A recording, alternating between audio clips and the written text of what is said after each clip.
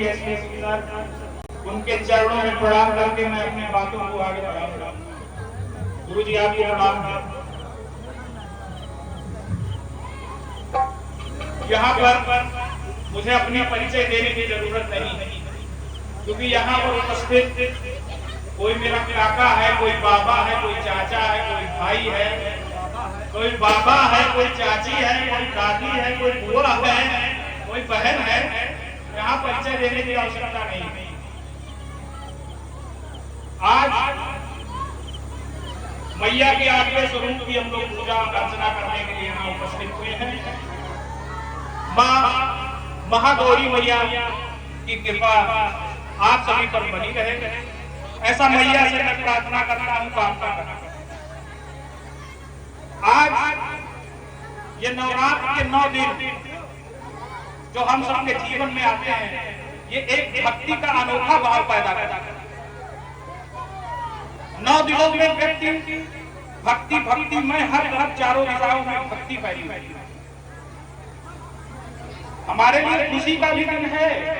और अभी मुझे एक जानकारी मिली तो मुझे उस बात को सुनकर थोड़ा कष्ट हो गया। अभी बता रखते कि 26 वर्षों पुरानी एक प्रतिमा जो सबसे पहले से रखी जा रही है, जिस प्रतिमा से हमारे गांव की पहचान है, उस प्रतिमा का कार्यक्रम बंद होने जा रहा है। इस चीज का मुझे बहुत बड़ा कष्ट है। ये प्रतिमा आस्था से जुड़ी हुई है, ना कि किसी राजनीतिक विचारों से जुड़ी हुई है। मैं यहाँ के अध्यक्ष और कमेटी के समस्त सदस्य से निवेदन करूंगा कि आप लोग इस प्रतिमा को अनवरत करते आए। जब तक भी हो सके, जब तक ये सूरज रहे, जब तक धरती पर पानी रहे, जब तक वायु रहे, तब तक होना जरूरी है कि इस कार्यक्रम से हमारे गांव की पहचान।